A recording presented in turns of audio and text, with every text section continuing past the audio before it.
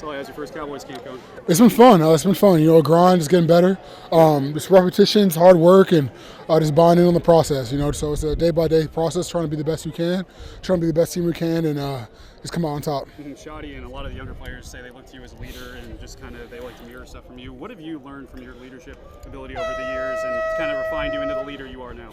Definitely always start leading by example. Don't come in and be the vocal guy. Come in and show people how to work, show the standard, and don't waver on it. Show up every day, do what you do, and then once you gain the trust of guys and respect the guys, then you can start talking. But I've always just came in and worked, and hopefully to gain the respect of my teammates. That's really all I care about, and then from then on, being the best player I can be. At what point will you know you have gained the trust of your teammates?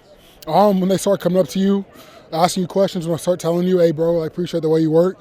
And that's something that happened very early on here, and something that, just guys here have humility, and they care about guys who work. So it's been an honor to be here, and I've been loving my teammates ever since I've been here. As a Cowboy, how did it feel to be back? Oh, that's awesome. It's a dream come true playing for your hometown team. And, I just want to bring my hometown team to Super Bowl. I want to have the best season I can and, bring a ring to, my hometown. I'm sure you grew up, you heard about Oxnard, right? When you watched the Cowboys stuff on training camp to be here, you're like, wow, what was that like for you? Yeah, to be completely honest, I wasn't it's my first time ever leaving the facility for camp, so I didn't know what to expect. You always heard about it, and I was a little nervous about it. I was like, I don't know if I'm going to like it. And then you get out here and, you got everything you need. Jerry hooks us up with the best facilities, amazing rooms, we got everything. So I was like, dang, I really like it out here. The weather's been amazing. The fans have been great. The community's been great, rallying behind us. So, I've been loving it. It's been great. Matt Eberflus, obviously first time back here. He's a guy that if you kind of look at his career, blitz rate has kind of increased as he's gone up.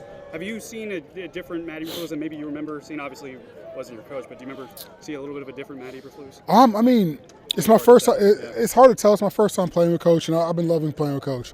One thing you can tell about all his defenses, everyone he's played with, they run to the ball, they play with high effort, and they play violent. And that's one thing that we're taking on and we're honoring, and one thing that is personal to us. And so guys are running the ball, guys are playing with high effort, guys are trying to be violent. And so that's what we're trying to do. Just listen to him. He knows what he's doing. He's been doing a great job so far, and everyone's been buying into his stuff. How does he get that out of you? He just relates to you as a person, as a human being. He shows you respect, but he shows you how he wants it done. He shows you the standard, and he's not going to bend on it. The first day we all came in, he said, one thing we're going to do is run, so get in shape. And he wasn't kidding, and we're still doing it. What makes a good run defense? Good run defense, you got to be honing on your keys. You got to be disciplined, and you got to be violent. You got to have guys who are playmakers, but playmaking within the system. So, that's all we're doing right now. Just getting that built, getting that standard set. So it's been great. A lot of people look at size as a big factor. Do you agree with that? Does size matter when you look at front for a run defense?